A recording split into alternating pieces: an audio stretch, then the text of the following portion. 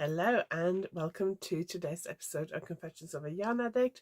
I'm back from Scotland, I'm back from Yarndale. You might think Yarndale was a week ago, it was.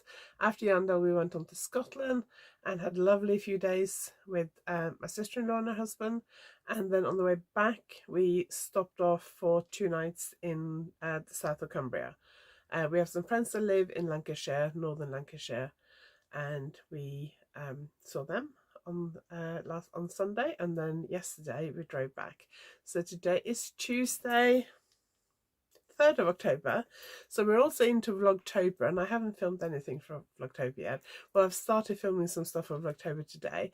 So today I'm going to share a bit about Yarndale, take you on a walk around the show at Yarndale, show you what my stall looked like, tell you what I bought, which I haven't got yet, so I need to go and get that.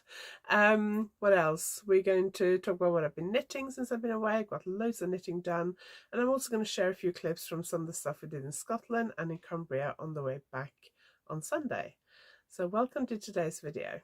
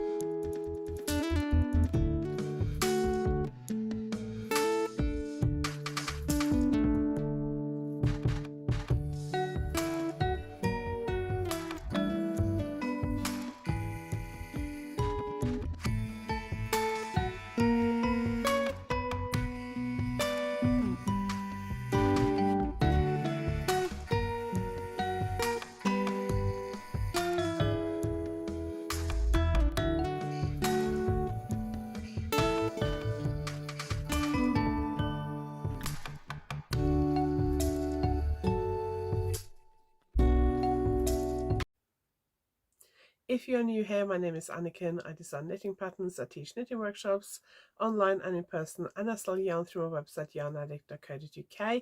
You can find all the links to everything I'm going to talk about below this video, and also links to my social media and how to sign up to my newsletter. And I hope you liked today's video. If you like it, please give it a thumbs up, and if you haven't subscribed yet, please consider subscribing. You might think the yarn shelves behind me look a little bit empty, so we came back yesterday evening and I've spent this morning unpacking yarn.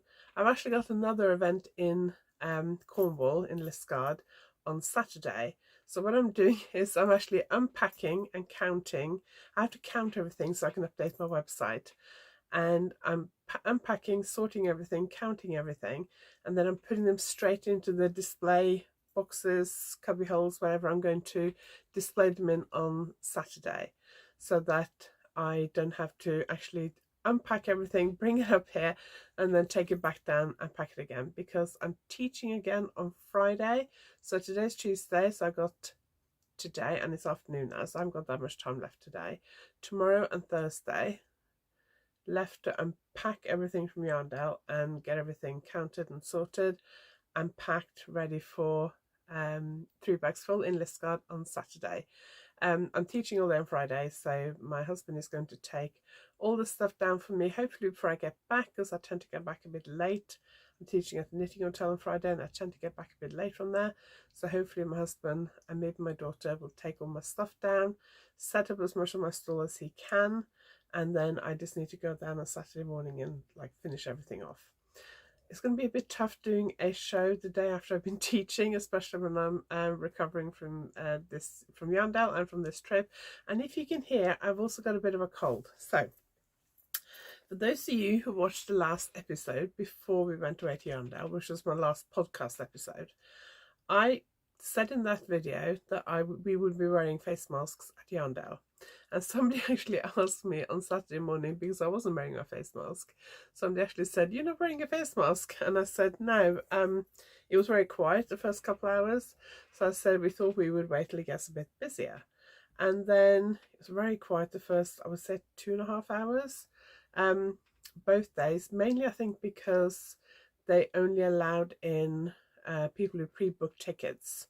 And in the past, the 2.5 hours or the first few hours used to be really, really busy. So I can understand why they do that. But I think maybe they could do with allowing in a few more people, because a lot of stall holders said it was very quiet. And then at 12:30, they allowed people who were buying tickets on the door to come in. So after 12:30, it suddenly got very busy. And I don't know what it's like when it's quiet. And we decided, I mean, Yarndale is fairly open. The walls are not wind tight, shall I say, weather tight. There's a lot of air circulating, let's put it that way. It's in an auction mart. It's an agricultural building. There's an awful lot of air circulating. Nothing is, the walls are not solid. It's not like a house like this where all the walls are solid and the windows are solid and all that kind of stuff. It's quite open and airy. So I feel like the risk was slightly less, probably.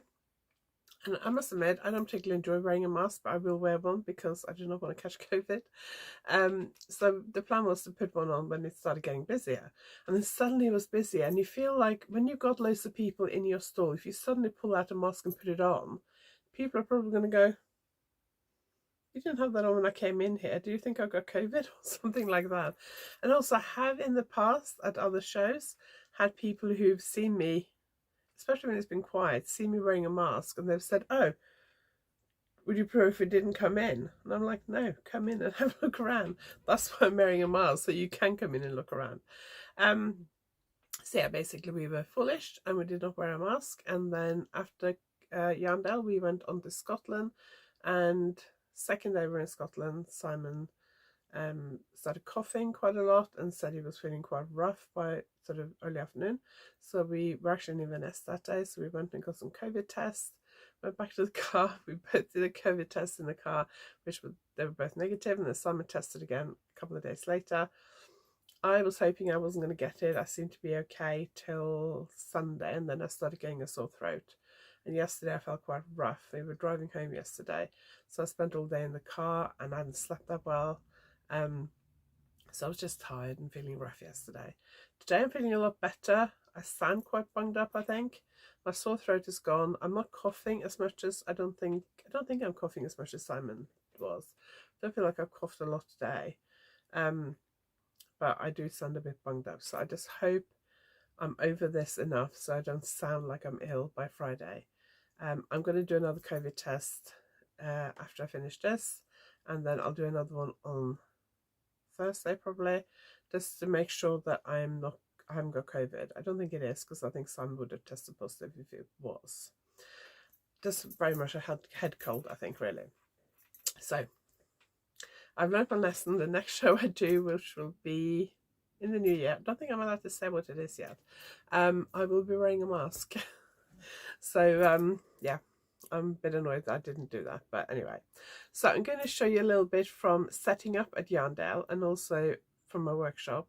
So I tried to film a little bit when we were setting up. I was okay while we were kind of carrying stuff in. Well, what actually happens at shows, because I have a bad back and bad knees, I can't carry heavy stuff. So we normally go in, find our stall, then Simon starts carrying stuff in from the car, and then as soon as he brings stuff in, I start setting things up.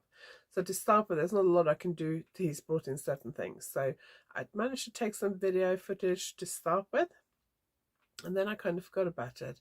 And I forgot to kind of do like a landscape video of the whole stall. I did some in portrait to share on Instagram, but I didn't do a landscape one. So I've added in some photos from my stall and from our workshop. So I'll show you that now.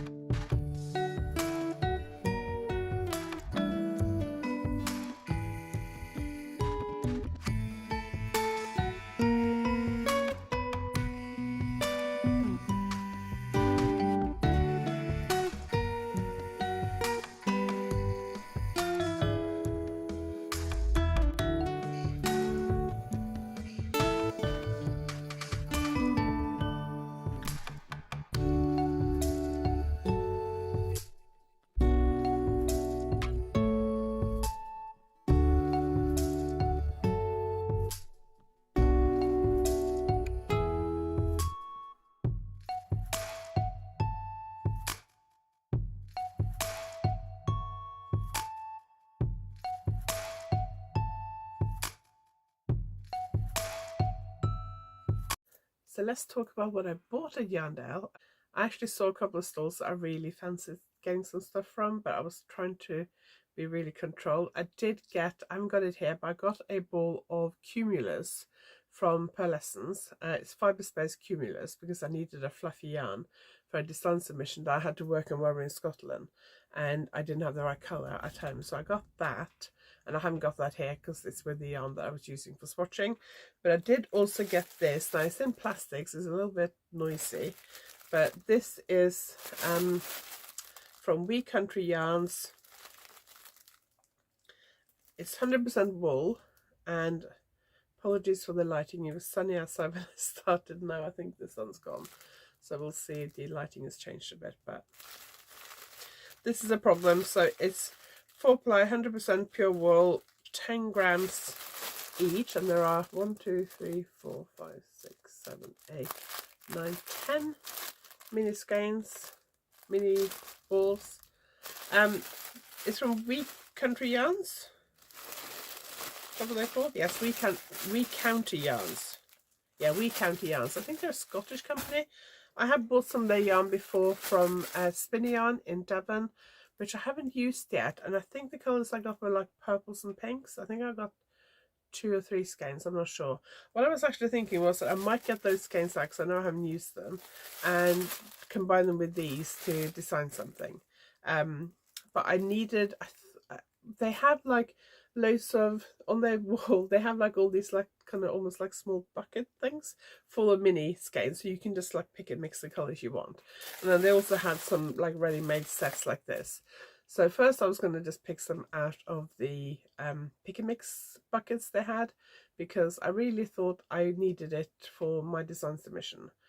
That's why I was kind of thinking I'd buy it. And then I saw this and I thought, oh, let's just grab one of those. And then when I started working on my design submission when I was in Scotland, I was like, I don't want to open this and take one out. I want to keep this as a set. So I ended up not using it for what I was going to use it for. But I have no idea what to do with it yet. But we'll see. I'll come up with something. So that's the only thing I bought. There's a couple other stalls that I was quite keen to buy from. There seemed to be... So one of the problems with doing shows is the time to go and look around properly. I was teaching on the Sunday, so I was away from my stall for 2.5 hours then, and Simon always says if I leave the stall then somebody comes who has a question that he can't answer or wants to talk to me, and so I try and stay on the stall for as long as I can, apart from like running to the toilet a couple of times a day and things like that. I try and stay on the stall as much as I can, because I mean it is my business and Simon's just helping me out. He's not a knitter, he knows a bit but he doesn't know everything. And I think he worries about not being able to answer questions and then losing sales because I'm not there. So I understand that. So I try to stay there. And then normally what happens is in the afternoon, especially on the second day at the end of the day, I sometimes manage to sneak away for a little bit. Or sometimes when I've been to the toilet, I will go the long way back, i.e. down a different aisle, and stop off at a stall and grab something on the way. But I didn't do that this time. And well, I actually did. I got that coming back from one of my toilet trips. But we had a look around at the start of day 2. So the start of day 1, we still had a few things to do on the stall to tidy up, and I had to put price labels on things and just tidy things up. We had to sort out all our samples that we wanted to display, things like that. So I didn't really have any time to look around on Saturday morning, because we finished like, I think only about like 15 minutes before the show opened. And then Sunday morning we came in a little bit early, and then we had a walk around, so I filmed a bit of that. I did manage to go up and down all the aisles because there's so much there, but my impression is that there was fewer indie dyes this year. Now I know of some indie dyes that were not there this year. They normally do it. Some have stopped doing shows, some maybe have just decided to cut back on the shows they're doing. I don't know, but I know at least 3 indie dyes that are normally there that weren't there this year. Somebody else announced that this would be their last ever show. Shows are not as good as they used to be in terms of sales for businesses. There are a lot more shows now. When Yarndale started 11 years ago or something like that, there weren't that many big shows, and I still think Yarndale is one of the biggest ones, but there are a lot of shows now, and especially up north. There seem to be a lot in like Yorkshire, Lancashire, Cumbria, I think. So kind of north of the Midlands.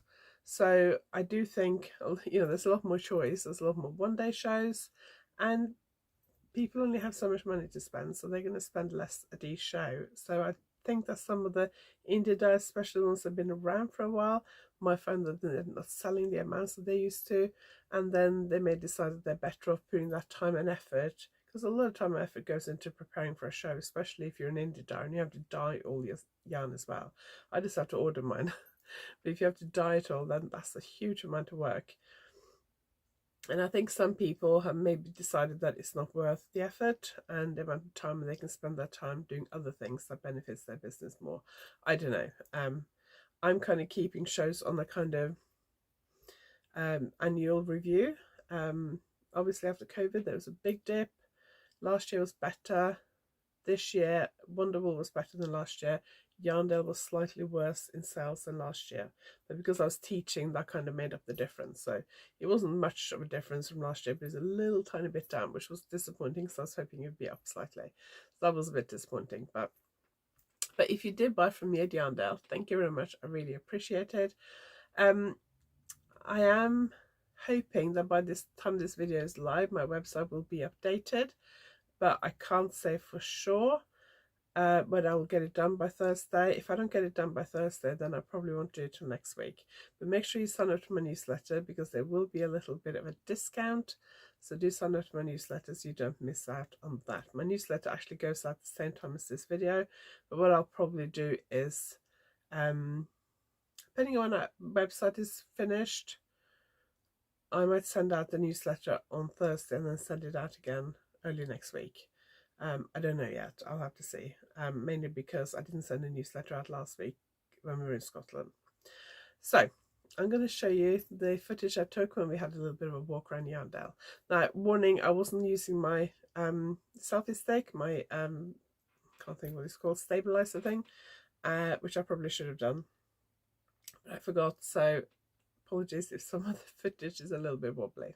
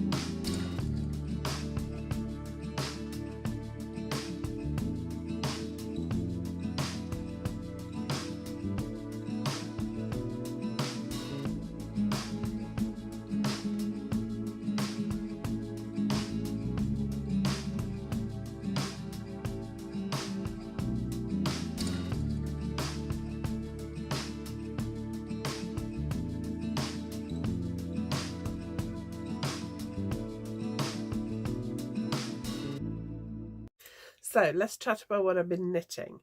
So if you've been watching me for a while, you will know that I was knitting a pink sweater, which I'm now wearing. Am I 100% happy with it? No. I am happy with it, but not 100%. So I designed this. This is the first time I've knitted a sweater from the top down that was not a circular yoke. This is dropped shoulders, and I wanted it very loose, relaxed. I wanted a v-neck. I actually used this t-shirt I'm wearing. I used that to take measurements. So I wanted the v-neck to be this deep, and somehow it's ended up being quite a bit deeper. I tried it on as I was going. The neck, so basically the problems with this is the neckline is too wide and the v-neck is too deep, so it just keeps falling off my shoulders, and I don't like that, so I need to do something about that. I like everything else. I like the sleeves, I like the length, I like the fit, I love the colour. I finished it on, I think it was Wednesday, and I wore it on Thursday. I think I wore it on Friday. No, I didn't wear it on Friday because it was raining. I wore it on Saturday and we were driving down through Scotland. I wore it on Sunday. I don't think I wore it on Monday, but I wore it this morning when I popped into town, so I've worn it a lot, but the neckline is too wide and I need to do something about it. So I knitted on an edging around the v-neck as I was knitting the v-neck. There's a few garter stitches so that I didn't have to pick up and knit an edging. But I'm going to have to pick up and knit an edging because it's too wide and it's too deep. I haven't quite decided what to do yet. I do have some ideas. If I'd knitted this from the bottom up in pieces and seamed it, I could have just taken out the sleeves, undone the shoulder seam, and then re-knitted the v-neck and reshaped the back of the neck, and that would have been fairly quick and easy. But because I knitted it top down all in one piece, so I started at the shoulders, I knitted the back to the underarms, then I picked up stitches and knitted the front to the underarms, then I joined it and knitted in the round, and then I picked up stitches for the sleeves and knitted the sleeves. So if I want to fix this, I need to redo the whole thing, and I'm not doing that. I'm not re-knitting the sweater. I cast them when I got to Norway beginning of September, and I finished last week, so it took me nearly a month to knit, so I'm not re-knitting it. That's absolutely not happening, but I need to do something about this. I have quite a lot of yarn left, so what I'm thinking about, I was thinking whether I could pull in the v-neck and seam it a little bit up to like there. I might try that and see what that looks like. If not, what I will do is I'll pick up stitches and knit an edging to fill in some of this gap, but I might try and seam it first and see what that looks like that. I don't know. I'm gonna have to see what it looks like. But I was going to turn this into a pattern. Now I'm not sure because I'm not 100% happy with it. I don't know. We'll have to see. I'm still thinking about it, but I'm going to take this off because it is quite hot in my room, and it's this is quite warm. So even though this is very thin yarn, so this is knitted in YarnAddict, which is a Norwegian company. Alpaca silk. It is alpaca silk and tiny bit of merino. I don't have a ball here with a label. Do I have a label here? Oh yes, I do. Okay, so this is YarnAddict alpaca silk. It is 65% baby alpaca, 25% silk, 10% extra fine merino, and it is the equivalent of 800 meters per 100 grams. Each ball is 25 grams and is 200 meters, so it's basically a lace boat yarn. And this probably, I haven't weighed it, but I would guess it probably weighs about 125, 150, 175 grams, something like that. So it's very, very light. I tried it on a few times as I was knitting it, and I don't remember the neckline being that wide. So whether that's stretched since I finished it, maybe not knitting on an edging afterwards turned out to be a mistake. I don't know. We need to sort that out. But I will update you as I make decisions and sort that little problem out. And then I'll decide whether I'm going to release the pattern or not. But I absolutely love the colour. And what's so annoying is that we got some quite nice photos at a place in Scotland called Yarndale, which I'll talk more about later. And if I change it, I have to redo the photos, obviously, because it'll look different on the photos. So I'm not quite sure what I'm going to do, but I'll make a decision at some point.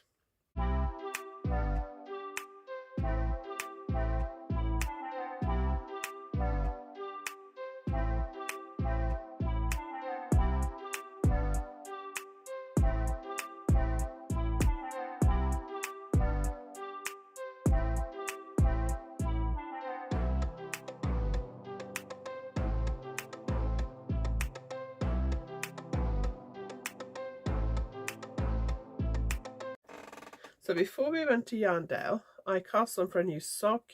I have a new yarn on my website called Monosla Uruguay Allegra. It's Monosla Uruguay's sock yarn, and I chose one ball. This is a rainbow colorway. It's kind of self-striping pooling type colorway, so I quite like it. It looks a bit crazy, but I quite like that. So let me just grab a sock blocker. I finished this in the car yesterday, but I wasn't 100% sure whether I'd made the foot too long, so I didn't weave in the ends so I could try it on when we go home, and then I wove in the ends at lunchtime, so just before I filming this. So I knitted this from the top down, did 30 rounds of stockings, did 30 rounds of rib, then I think it was 70 rounds of stocking stitch, and then I put stitches on hold for the afterthought heel, knitted the foot, did a circular toe shaping, and then the same for the afterthought heel. So I'm really happy with it. I haven't cast on for sock number 2 yet because by the time I finished that in the car yesterday I was just too tired to do it. So I'm going to do that this evening probably.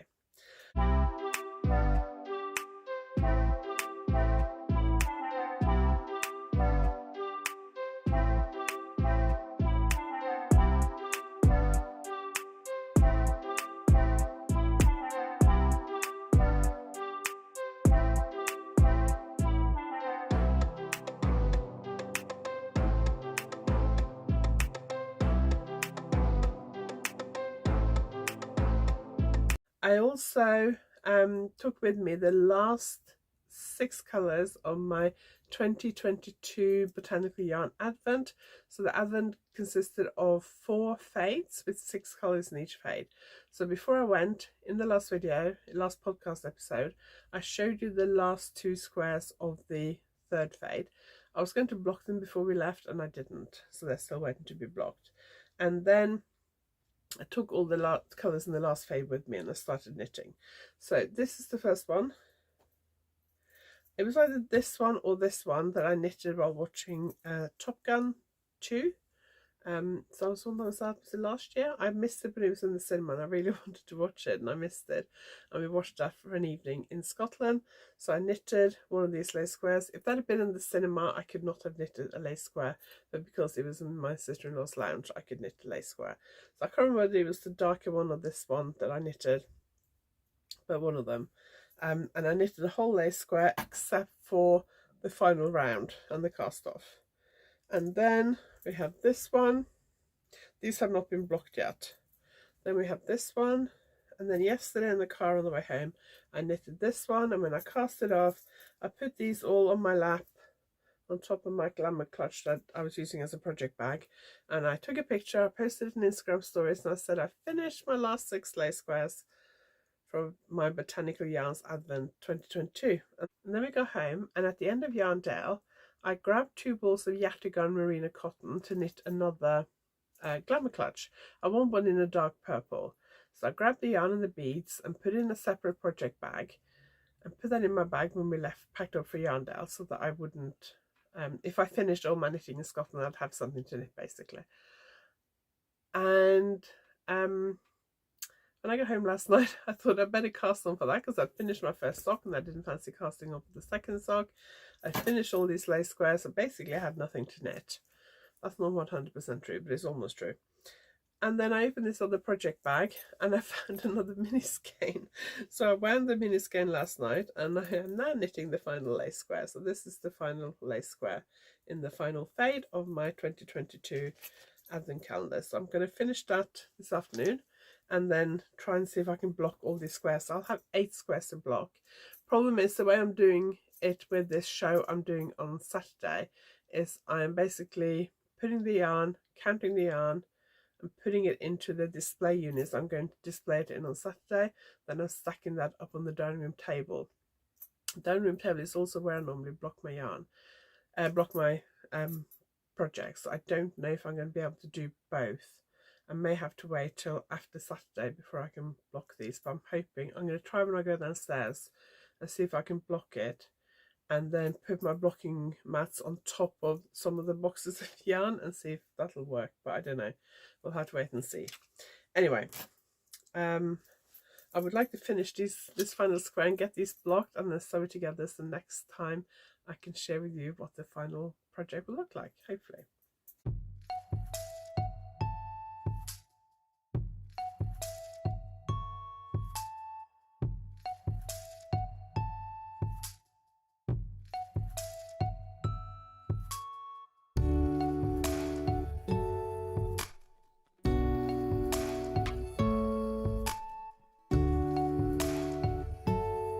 After Yarndale finished, the day after Yarndale finished, we drove up to Scotland.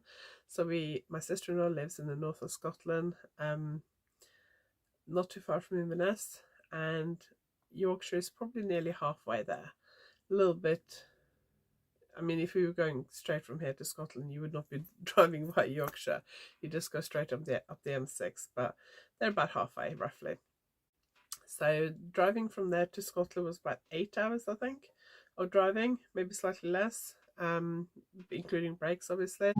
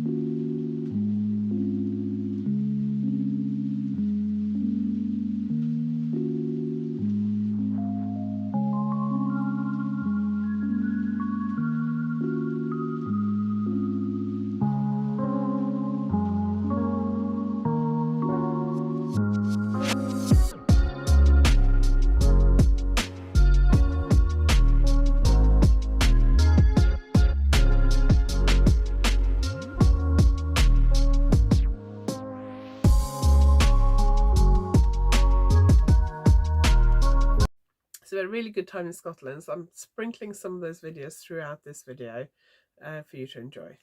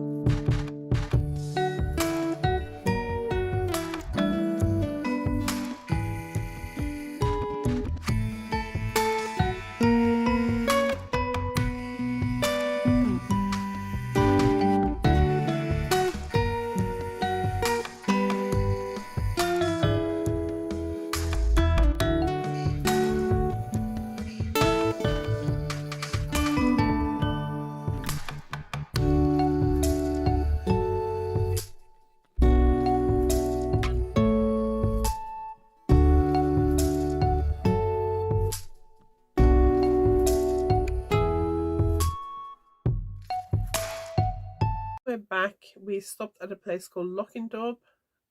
Again, may not be pronouncing that correctly. And it's a small lake, and there's a ruins of a castle in the middle of the lake. Fortunately, on my video, because the castle is fairly low and it sits in the middle of the lake, and the color blends in with the background color of the highlands, so it's very difficult to see. It's very well camouflaged out in the middle of the lake, so I don't know whether you can see it, but we saw a lot of grouse. There were loads of grouse around there, and we could hear them. And there was one that was sitting right by the quite close to us, right by the water. I got some photos of it. I don't think I got any video of it, but we spent some time there just taking photos. We were there about 9:30, I think, in the morning, so it's not that far from where we were, near Elgin. We've stopped there before. It's absolutely beautiful, and we drove straight past it, so we had to stop there. And then we stopped at a place called Brewer.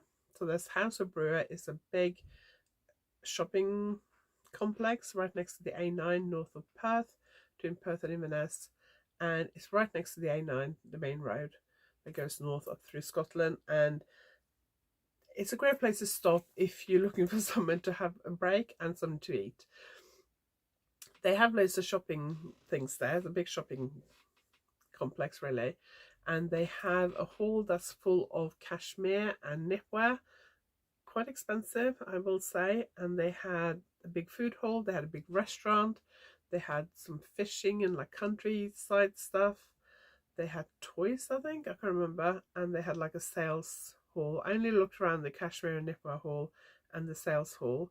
They also have toilets and loads of parking, so it's quite a good place to stop if you're looking for something to eat or go to the toilet. Apologise, the lights got really dark now. So we stopped there, and there's also the Falls of Brewer, which are just behind the shopping complex. So we walked up there. There are the lower falls and the upper falls. As far as I know, I think we only walked as far as the lower falls, which is probably like 10 minutes walk from the car park maybe. And then we took some video and stuff, and then we walked back down again. I was feeling really stiff and sore, and my legs were hurting, my back was hurting. And when I do a lot of walking, especially on uneven ground, and it was quite steep as well, I do use walking poles, and I'd left my walking poles in the car because I didn't know that we could actually walk up to the falls. We tried to drive up there because according to Google Maps you could drive up there. That turned out to be wrong, so don't try and do that, because we did, and not a good idea. So yeah, quite enjoyed Brewer Falls. Next time we'll probably stop for longer and go all the way to the top and be a little bit more prepared. I also wasn't wearing the right shoes for it, but it is a good place to stop if you're on your way through Scotland from Perth towards Inverness on the A9, because of the fact they got restaurant there, they got toilet there, they got shopping there. You can go for a walk if you want to. They have a place you can walk the dog if you have a dog with you. So it's quite a good place to stop. And I said to Sam, we'll definitely have to remember that for next time we drive up there, because there aren't that many places to stop along that road to get food and go to the toilet.